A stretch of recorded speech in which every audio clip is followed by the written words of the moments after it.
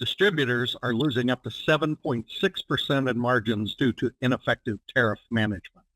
That's why we create a practical workshop specifically for mid-size distributors like you. This workshop is based on our real-world implementations with distributors just like yours. So what we found out after talking with so many of our customers is that there are three critical information breakpoints. The first one is inconsistent vendor notifications, and you guys can read through a couple of examples here.